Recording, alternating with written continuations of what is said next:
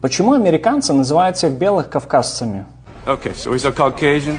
Caucasians. Male, Caucasian. В конце 18 века немецкий ученый Иоганн Блюменбах предложил классификацию человеческих рас. Он выделил 5 основных рас – кавказскую, белую, монгольскую, желтую, эфиопскую, черную, американскую, красную и малайскую, коричневую. Блюменбах считал, что люди, которые живут в регионе Кавказа, представляют собой идеальный тип белой расы, поэтому он назвал эту группу кавказской.